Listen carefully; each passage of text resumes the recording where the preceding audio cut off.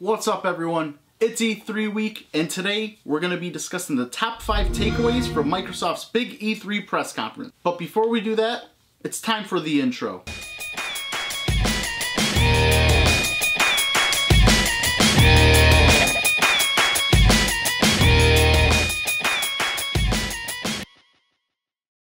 Before we get into the top 5 takeaways, please make sure to like, subscribe, and share the video. Now here are the top 5 takeaways from Microsoft's big E3 press conference. Now let's get started.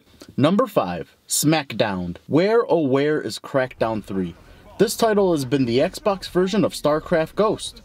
Although Microsoft treated us with a new trailer filled with mayhem and even more Terry Crews, they also shared that it won't be making a 2018 release. Instead, it will be launching in February of 2019, which could be a disaster for sales because it will be up against BioWare's Anthem, Sony's Days Gone, and Metro Exodus. The only good news is that it will be a part of the Xbox Game Pass when it launches. And speaking of Xbox Game Pass, coming in at number 4, the digital playground of Xbox Game Pass.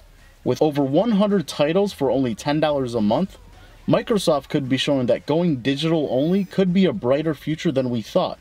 Improving the catalog with day one downloads like Sea of Thieves, Microsoft plans on continuing that trend by launching Forza Horizon 4, Crackdown 3, and Gears 5, which is huge news. One of those games alone will be worth that $10 price tag a month. Number 3. Did Microsoft just announce a new Xbox console? In a bizarre, I'll just leave this here moment, Phil Spencer mentioned that they are making a new Xbox console, which isn't a real surprise, but he also mentioned that they want you to play your new Xbox anywhere and on anything, whether it's on a PC, laptop, or even on your phone without sacrificing any of the gameplay or graphics, which could also lead to a physical media-less console this time around, which is basically what they wanted to do with the original Xbox One. Number 2.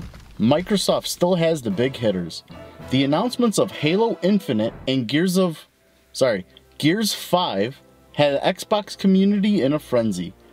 With no big releases in sight for holiday 2018, some critics were even saying that the Xbox One is not only dead, but the Xbox division itself should be killed off. Luckily, Microsoft killed that notion by starting off E3 with the chief himself and ending it with Gears 5's protagonist Kate Diaz. Even though Gears 5 looks to be further in development, Halo Infinite looks like a bigger story here, since it will be using a brand new engine and is going to have a new art style, a new direction, and it will be focused more on Master Chief, unlike Halo 5 Guardians. I wouldn't be surprised if they completely rebooted the game and pushed it to the launch of a new Xbox console in 2020, since the video we saw was just a tech demo, and not what the game will even look like when it eventually releases. Number 1. New Blood. Let's face it, Microsoft has been getting its tail kicked when it comes down to first-party titles, which is why this has to be the number 1 takeaway from Microsoft's huge E3 press conference. Not only did they announce the acquisition of 4 developers, but one of those developers was Ninja Theory, who are behind the cult classic Enslaved, which was released for the PS3 and 360. But they were most recently behind a game some called Game of the Year of 2017, Hellblade. But aside from acquiring studios, Microsoft announced a brand new first-party studio called Initiative Games.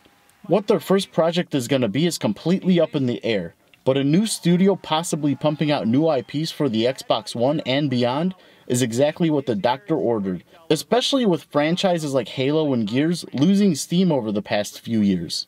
Those were the top 5 takeaways for me at least. If you guys have anything different, drop it in the comment section and let's talk about it. Coming up in the next few days, we have a PlayStation and a Nintendo version of this video. And later this week, we're going to be counting down the top 10 E3 games of 2018. Thanks for watching, everyone.